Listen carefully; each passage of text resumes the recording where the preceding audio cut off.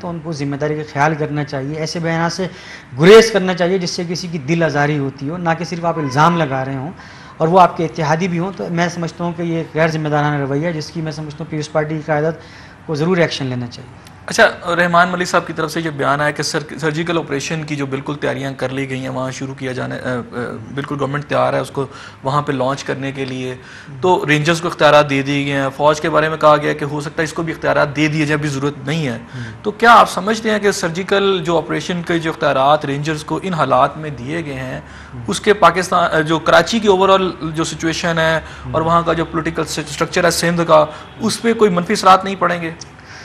نہیں، اس طرح کی صورتحال نہیں ہے. دیکھیں، اگر رینجرز کو لا اینڈ آرڈر مینٹین کرنے کے لیے یوز کیا جا رہا ہے تو بہت اچھی چیز ہے. آپ لوگ اس کو سپورٹ کریں گے؟ بالکل، ہر وہ اقدام جس سے کہ صوبے کے اندر امن آئے، شہر میں امن آئے، ایم ہر حال میں اس کو سپورٹ کرے گی. اسی نے یہ کہا ہے کہ بھئی رینجرز اور فوج جو آئے اور اپنا کردار ادا کرے.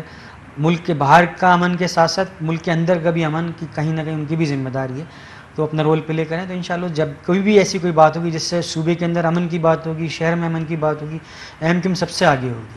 اچھا وسیم صاحب، ایک بات جو ایک پرسیپشن ہے آپ سمجھیں، وہ یہ ہے کہ جی جو اس وقت اختلافات پاکستان پیپلز پارٹی میں اور ایم کیو میں ہوئے ہیں، اس کی بنیادی وجہ بلدیاتی نظام ہے، جو کہ ایم کیو چاہتی تھی وہ کنٹینیو کرے، موجودہ گورنمنٹ اس کو کنٹینیو نہیں کرنا چاہتی.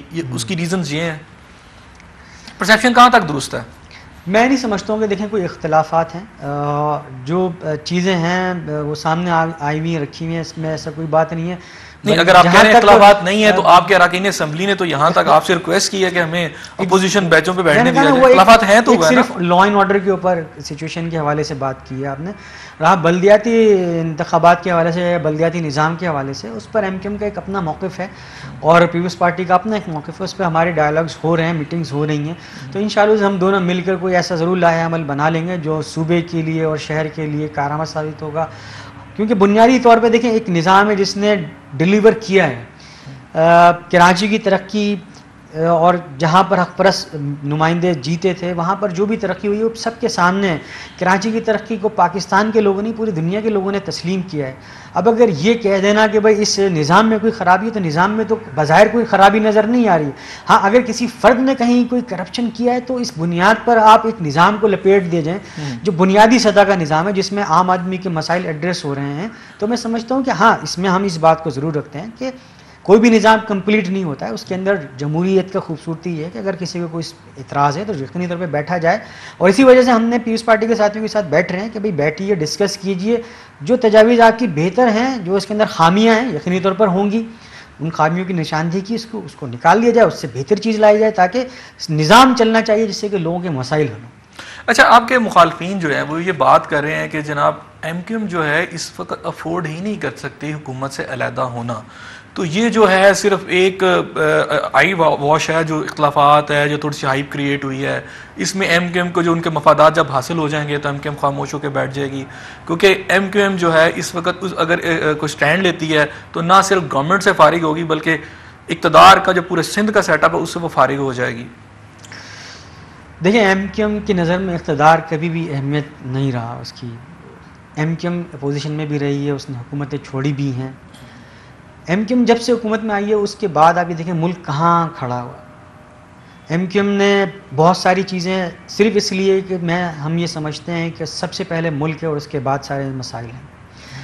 ایم کیو ایم آج بھی کوئی بہت زیادہ حاصل تو کچھ بھی نہیں کر رہی ہے. اگر مسائل کی بات کر لی جائے، ان کے حل کرنے کی بات کی جائے تو بہت سارے مسائل ایسے ہوں گے جس پر ایم کیو ایم ابھی بھی مطمئن نہیں ہے.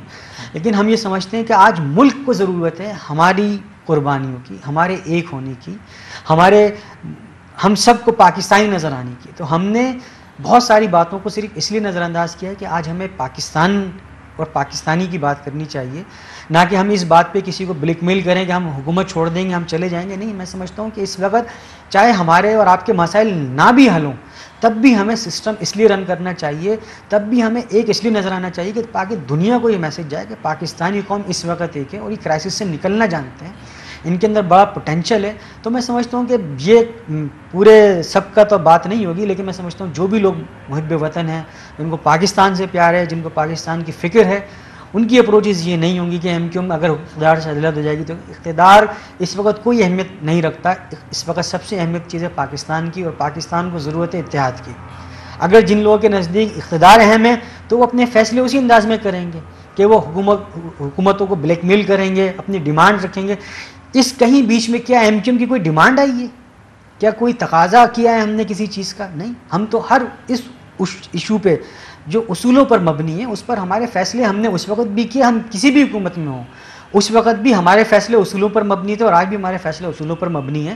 ہم حکومتوں میں اس وجہ سے نہیں ہے کہ کوئی ہمیں مراتیں مل رہی ہوں. ہم ایم کیو ایم نے نہ پلاٹوں کی سیاست کی نہ پرمٹوں کی سیاست کی ہے.